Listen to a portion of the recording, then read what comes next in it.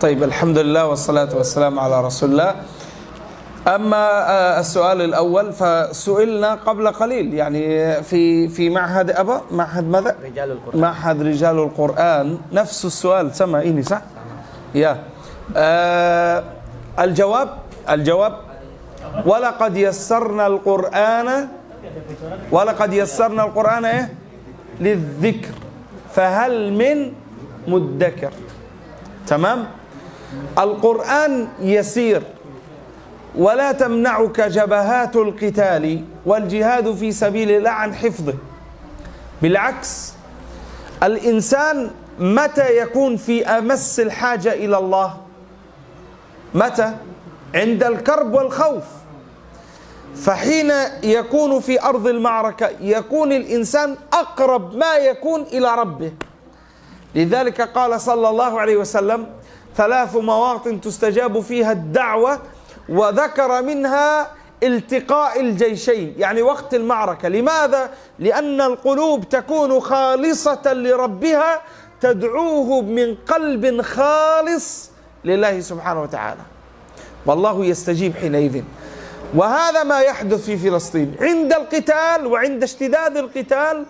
الإخوة يتهافتون لحمل المصحف والقراءة مباشرة، لأنهم في أمس الحاجة للقرآن الآن.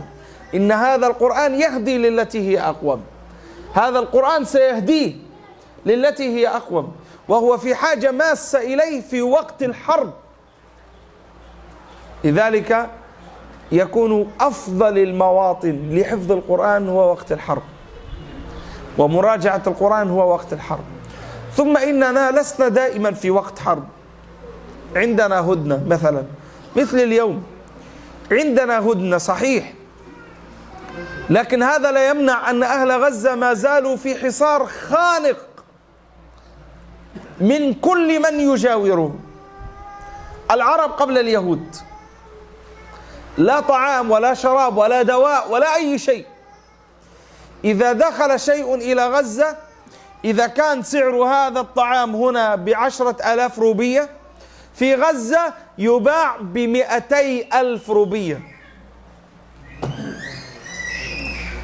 يعني يؤخذ على الشيء ليس 100%، 200% أرباح حتى يدخل إليك.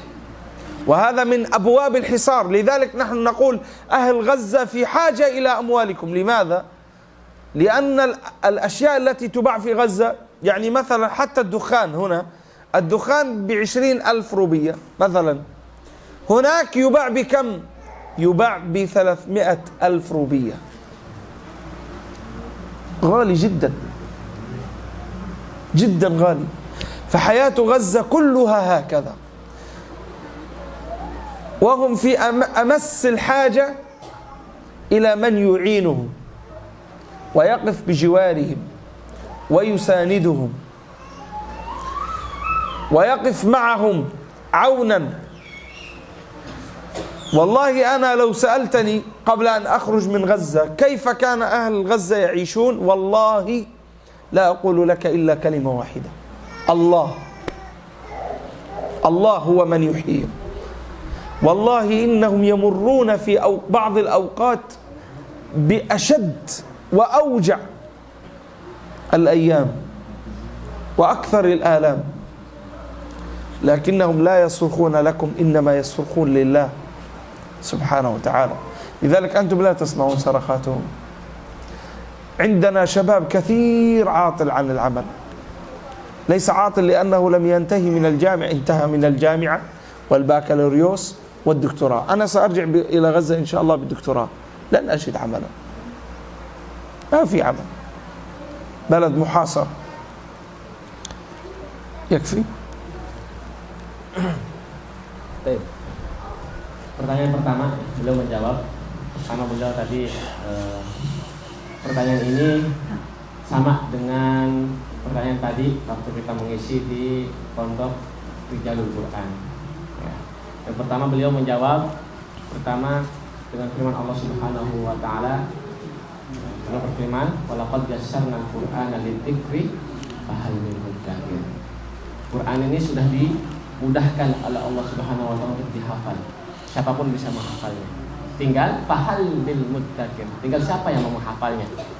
Ada kemauan apa tidak. Dan tentu kenapa orang-orang Palestina bisa cepat menghafal? Dalam hadis kata Nabi sallallahu alaihi wasallam, salah sumawatin yustajabud dakwah. Ada tiga kondisi yang doa itu bisa dikabulkan oleh Allah Subhanahu wa taala. Dan salah satunya kondisi sedang perang. Itu doa dari Allah Subhanahu wa taala akan cepat dikabulkan oleh Allah Subhanahu wa taala. Kemudian ketika hamba Allah Subhanahu wa taala sedang merasa kesusahan, itu pasti dia akan dekat pada Allah Subhanahu wa taala. Makin dia dekat dengan Allah Subhanahu wa taala, makin dia mudah untuk menghafal kitabnya Allah. Dan juga di Palestina itu tidak selalu perang. Misal sekarang lagi gencatan senjata. Ini bisa dimanfaatkan oleh warga Palestina untuk belajar dan menghafal Al-Quran. Bahkan para pejuang, para prajurit, para mujahidin, ketika mereka berperang ataupun ketika mereka tidak berperang, mereka selalu membawa Al-Quran. Karena kenapa? Karena mereka tahu ketika kondisi seperti ini, kondisi yang susah, kita harus lebih dekat pada Allah Subhanahu wa taala, dan salah satu caranya dengan Al-Quran. Maka banyak dari pejuang-pejuang Palestina yang hafal Al-Quran ketika perang. Dan tentunya beliau tadi menceritakan tentang keadaan Palestina ketika beliau sebelum keluar dari Palestina. Kalau beliau ditanya bagaimana keadaan Palestina sebelum beliau nyampe ke Indonesia, katanya hanya Allah. Saya serahkan hanya Allah. Kenapa? Saking susahnya beliau nggak bisa mau ngomong apa lagi. Hanya Allah katanya. Saya pasrahkan kepada Allah. Saking susahnya. Beliau menceritakan juga kalau seandainya makanan ini yang di Indonesia dijual 10.000,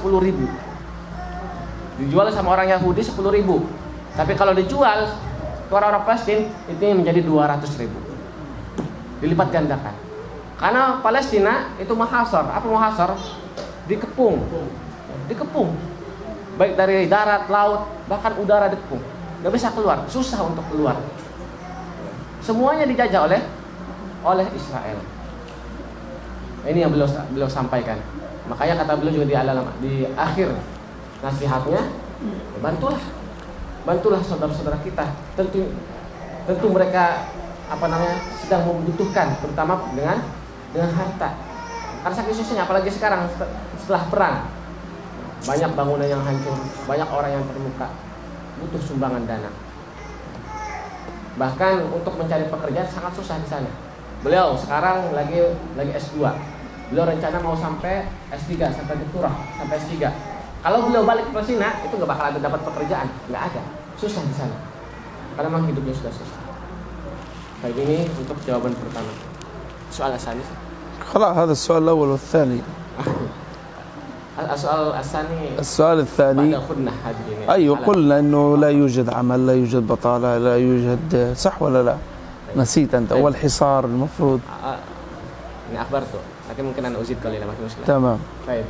Untuk jawaban kedua, tadi beliau sudah sampaikan bahwa kondisi Palestina sekarang setelah gencatan senjata sangat susah, bangunan banyak yang hancur, orang yang banyak yang terluka, membutuhkan dana, dan setelah gencatan senjata, kemarin misalkan masih ada kabar-kabar yang mengatakan bahwa Israel menyerang kembali. Ya, itu hoax. Ya. Israel sampai sekarang belum menyerang kembali, kata beliau belum. Nah, kalau kita mau update, beliau pernah mengirimkan saya channel Telegram, channel keluarganya, dan saya juga mengikuti. Di situ mereka selalu update terkait berita terkini di Palestina. Alhamdulillah semenjak gencatan senjata belum ada penyerangan lagi dari Israel. Tinggal pemulihan kembali. Ya. Pemulihan kembali. Di hari-hari ini para warga Palestina itu sedang mengangkat puing-puing runtuhan untuk menyelamatkan orang yang masih selamat dan mengeluarkan orang-orang yang mati syahid. Dan itu banyak sekali. Sebelum terjadi gencatan senjata itu sekitar ada 1.300 orang yang mati yang terluka dan ada 300 orang yang mati syahid. Nah, sekarang ketika membongkar puing-puing ternyata korban lebih banyak. Sekitar ada 700 orang yang mati syahid. Dan 2.400 orang yang terluka. Nah, ini terkait kabar terkini terkait Palestina. Baik.